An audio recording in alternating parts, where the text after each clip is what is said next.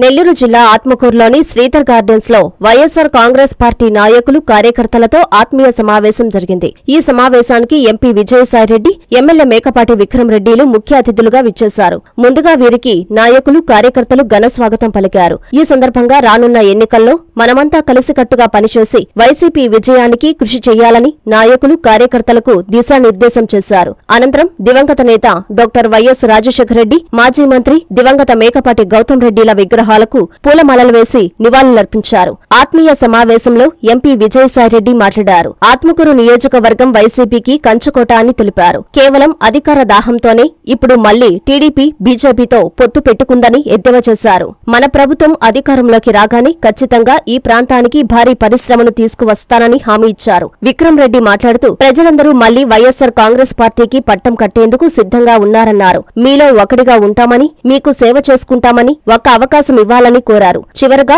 ఆత్మకూరుకు సంబంధించి ఎన్నికల మేనిఫెస్టోను విజయసాయిరెడ్డి, మేకపాటి విక్రమరెడ్డిలు విడుదల చేశారు.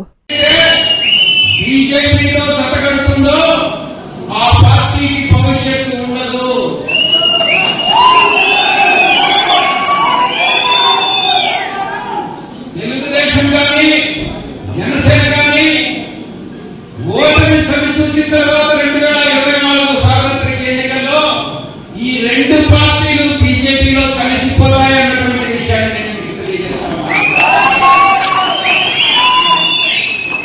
వైఎస్ఆర్ కాంగ్రెస్ పార్టీ అధికారంలో ఉంటుంది. ఈ యొక్క కూటమి ఒకటై ప్రతిపక్షంలో ఏదో కొద్ది స్థానాలతో కూర్చుంటుంది అన్నటువంటి విషయాన్ని తెలియజేస్తాం. ఒక దురుద్దేశంతో, ఒక అల్టీరియర్ మోటివ్తో చంద్రబాబు నాయుడు మనం బీజేపీ ప్రభుత్వాన్ని సపోర్ట్ చేశామంటున్నాడు. మనం కేంద్ర ప్రభుత్వాన్ని సపోర్ట్ చేశాం. కేంద్రంలో సత్సంబంధాల కోసం మనం కొన్ని బిల్స్ని కొన్ని కండిషన్స్ తో, అది కూడా బయట నుంచి మనం ఏ రోజు మంత్రివర్గంలో జరగలేదని మనం మరొకసారి తెలియజేసుకుంటాము. ఎంపీ సీటుకి ఇక్కడ ఆత్మకూరులో నాకు ఎటువంటి సందేహం లేదు. నెల్లూరు పార్లమెంట్ పరిధిలో అత్యధిక మెజారిటీలో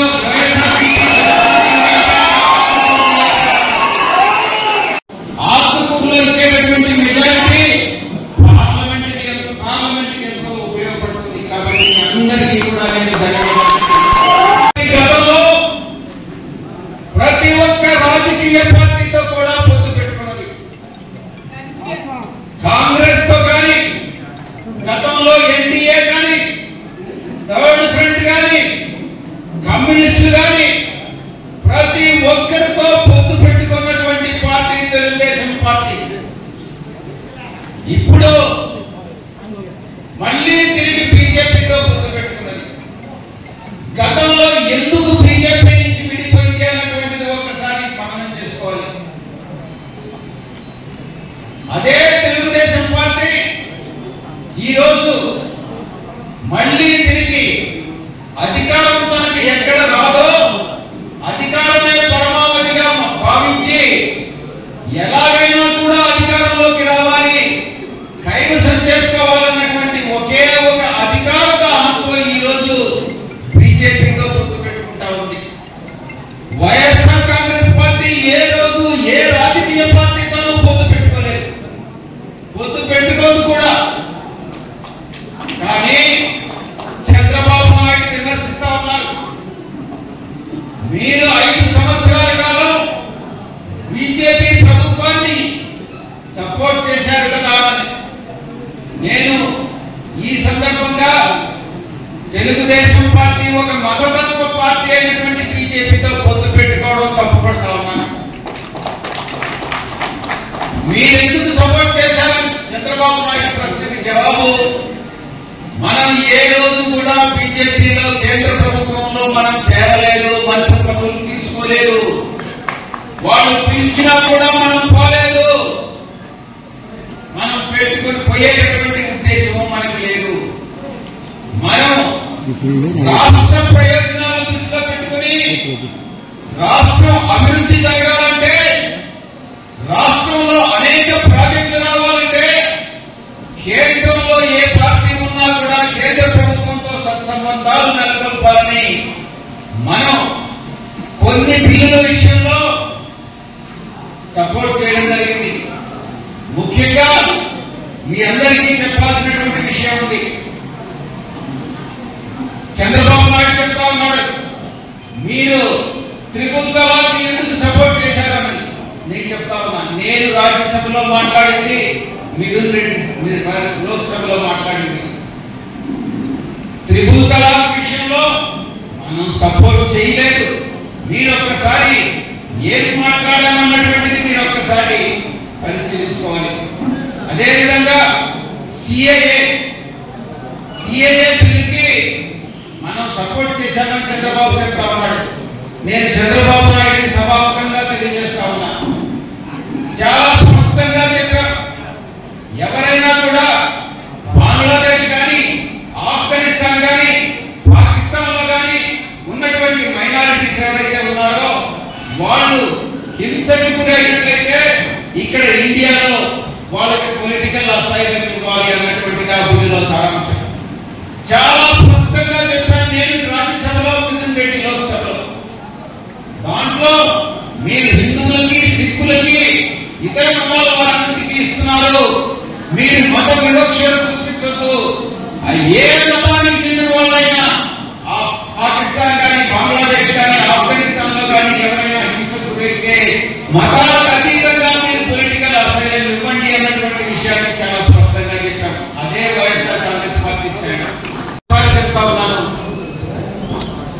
విక్రమ్ రెడ్డి గారు మీలో మనిషి, కుటుంబమే. నేను చెప్పినట్టుగా 4.5 దశాబ్దాలుగా రాజకీయాల్లో ఇక్కడ ఉన్నాను. నాకు కూడా విక్రమ్ రెడ్డి గారితో మీ మధ్యన మీకు సేవ చేసుకునేటటువంటి భాగ్యం కలిగించండి. నన్ను విక్రమ్ రెడ్డి గారిని గెలిపించండి.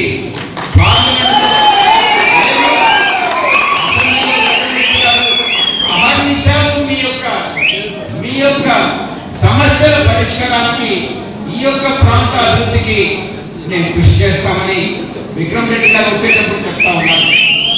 ఈ యొక్క ప్రాంతంలో 1-2 ఇండస్ట్రీ వస్తే బాగుంటుంది అని. తప్పకుండా ప్రైవేట్ పార్ట్నర్షిప్ మోడ్ లో ఈ యొక్క ఉదయగిరి, ఆత్మకూరు నియోజకవర్గాలకి ఒక మంచి భారీ ఇండస్ట్రీ తీసుకొచ్చేటటువంటి ప్రయత్నం చేస్తామని మీ అందరికీ కూడా సభాముఖంగా తెలియజేసుకుంటూ, నాకు ఇచ్చినటువంటి ఈ అవకాశానికి మీ అందరికీ పేరు పేరు నా ధన్యవాదాలు తెలియజేసుకుంటూ మీ దగ్గర కోట్ల ఖర్చుతో పూర్తి చేస్తామని, నాగపేట ఇండస్ట్రీకి పెద్ద ఎత్తున కృషి చేస్తూ 5,000 ఉద్యోగాలు తయారు చేసేటట్టు ప్రయత్నం చేస్తామని, దాదాపు 100 కోట్లు లిఫ్ట్ ఇరిగేషన్ ప్రాజెక్టు చేతుల్లో కానీ, ఏఎస్పేటలో కానీ పూర్తి చేస్తామని చెప్పి బాధ్యత తీసుకుంటూ, ఆత్మకూరు టౌన్ కి సంఘంకి డ్రింకింగ్ వాటర్ సప్లై ప్రాజెక్ట్ పూర్తి చేస్తామని, ఆత్మకూరు టౌన్ ఒక మోడల్ టౌన్ గా తయారు చేస్తూ మన ట్యాంక్ డెవలప్మెంట్ కూడా చేస్తామని, ఇదే విధంగా మినీ స్టేడియం, ఆత్మకూరులో ఒక మినీ స్టేడియం కూడా తయారు చేస్తూ, రహదారులు అయితే ఆత్మకూరు సోమశిల, నందవరం, నందిపాలు, సంగం, కలిగిరి, నెల్లూరుపాలెం, వింజమూరు ఈ రోడ్లు 4 4 లేన్ రోడ్లుగా తయారు చేయాలని చెప్పేసి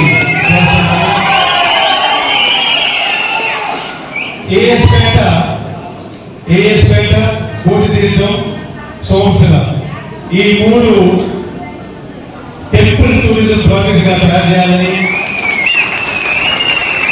దాని తర్వాత పోయినసారి జరిగిన నష్టం వల్ల అంటే ఆ ఫ్లడ్ వచ్చినప్పుడు పెన్నా రివర్ పక్కన కొన్ని ఊళ్ళు దెబ్బతిన్నాయి కాబట్టి ఆ ఊరికి మళ్ళీ ప్రొటెక్షన్ ప్రోగ్రామ్ అంటే రీటైలింగ్ వాల్గా కడుతూ మళ్ళీ ఇంకోసారి ఫ్లడ్ వస్తే ఆ గ్రామాలు ఇబ్బంది పడకూడదని చెప్పేసి చర్యలు తీసుకొని దాదాపు 150 కోట్లకి రీటైలింగ్ వాల్ కడతామని, రెస్టరేషన్ అంటే మాస్క్ కానీ అన్ని మండల్ హెడ్ క్వార్టర్స్ లో మళ్ళీ ఆ మాస్క్ అన్ని రెస్టోర్ చేసేటట్టు ప్రతి మండల్ హెడ్ క్వార్టర్స్ లో క్రిస్టియన్ కమ్యూనిటీ హాల్ కడతామని, బస్ స్టాండ్ వచ్చి ఏఎస్పేట, చేజర్ల, సంగం, మరిపాడు, ఆత్మకూరు రూరల్ లో, అదేవిధంగా ప్రతి పంచాయతీకి ప్రతి పంచాయతీకి ఒక్కొక్క కమ్యూనిటీ హాల్ పెడతామని, ప్రతి 10 పంచాయతీలకి ఒక కళ్యాణ మండపంతో, ముస్లిం సోదరులకి మండల హెడ్ క్వార్టర్స్ లో శాంతి మందిర్లు, ITI కాలేజ్ వచ్చి సంగం, చైతన్య, మరిపాడు, వరసాగం, ఆత్మకూరులో, కోల్డ్ స్టోరేజ్ గుడౌన్స్ అన్ని మండల్ హెడ్ క్వార్టర్స్ లో, అదేవిధంగా చిల్లీ, లెమన్, టర్మరిక్, ప్యాడీకి మినిమం సపోర్ట్ ప్రైసెస్ కాకుండా ఒక చిన్న గుడౌన్ కూడా తయారు చేసేటట్టు, బరియల్ గ్రౌండ్స్ ముఖ్యంగా అన్ని ప్రాంతాలు చెప్పడం ఏంటంటే బరియల్ గ్రౌండ్స్ అన్ని దగ్గర బాగా చేసి ఫస్ట్ ఆత్మకూరు టౌన్ లోనే ఒక ప్లాన్ గా డెవలప్ చేసి మోడల్ గా తయారు చేసి చూపిస్తామని బాధ్యతగా తీసుకొని ఈ ప్రాంతానికి అభివృద్ధి తప్పకుండా రావాలని, చిన్నప్పుడు మా నాన్నగారు చూసిన కష్టాలు మళ్ళీ ప్రజలు చూడకూడదని చెప్పేసి ఎన్నో ఇప్పుడు 40 సంవత్సరాలు తెలియజేస్తున్నాం. ఇప్పుడు మనకు అవకాశం వచ్చింది. ఈ అవకాశంతో ఈ వచ్చిన ఇన్ఫ్రాస్ట్రక్చర్ కానీ మిగతాది కానీ, అదే కాకుండా మన ఎంపీ క్యాండిడేట్ విజయసాయి గారు కానీ ఈ బలంతో మనం ఈ ప్రాంతాన్ని ఎంతైనా అభివృద్ధి చేయొచ్చు అని చెప్పేసి నేను గట్టిగా అనుకుంటున్నాను. ఆయన ఒక మాట చెప్తే నిన్నే అనగానే అడిగాను, అన్న నీ వయసు ఎంత? 60 ఏళ్ళు. ఈ 20 రోజుల నుంచి అయితే సార్ చూస్తాం, పొద్దున్న 7 నుంచి సాయంత్రం రాత్రి 11 దాకా బయటే ఉంటుంది. పొద్దున్న 7 నుంచి 1 గంటకైతే ఈ ఎండలో ఒకరోజు మందుకూరు, ఒకరోజు కాదని, ఒకరోజు ఉదయం, ఈరోజు ఆత్మకూరు, ఆ విధంగా రోజు 1 గంటల దాకా చూసుకొని మళ్ళీ మధ్యాహ్నం 4 గంటల దాకా మీటింగ్లు పెట్టుకొని 4 గంటల నుంచి 11 దాకా నెల్లూరు ఏదో మాట తిరుగుతాను. నేను కూడా ఇంత దాకా అంత తిరుగుతాను. ఆయన వయసు 60 అయితే ఆలోచన దగ్గరగా చూశాను కాబట్టి ఆయన ఒకటి పట్టుకున్నాడంటే నిజంగా ఒక రకంగా ఒక టెర్రరిస్ట్ అనొచ్చు. మీరు ఎవరు అనుకుంటున్నారు కానీ ఏ రోజు పేరు ప్రకటించారో మిగతా వాళ్ళు కూడా అంతా ఖాళీ. అందుకు భయపడి, నిజంగా భయపడి మన విజయసాయి గారి పనితనం కానీ, ఆయన ఆలోచన కానీ, ఆయన ఏ విధంగా ఒక ప్రాంతాన్ని ముందు తీసుకోవాలో ఆలోచన చూసిన తర్వాత ఈ వ్యక్తి నమ్మకంతో నేను అందరికీ నేను చెప్తున్నాను. మీరు ఇచ్చిన త్యాగం, మీరు చేసిన త్యాగం దాదాపు 15 సంవత్సరాలు. ఈ 15 సంవత్సరాల త్యాగం తప్పకుండా ఫలిస్తుందని చెప్పేసి మీ అందరికీ మాట్లాడుతున్నాను. ఈ కాంబినేషన్ లో తప్పకుండా అవుతుంది. దాని తర్వాత ఈ మన కష్టాలన్నీ సీఎం గారి దగ్గర తీసుకోబోతాం. రాబోయే రోజు 4వ తేదీ కానీ 5వ తేదీ కానీ మన బుచ్చిరెడ్డిపాలెంలో కూడా వస్తున్నాం.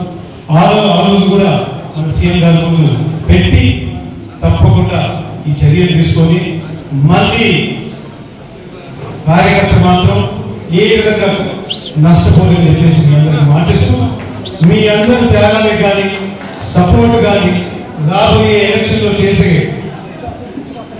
కష్టం కానీ దాని అందరికీ మీ అందరికీ మళ్ళీ ధన్యవాదాలు చెప్తూ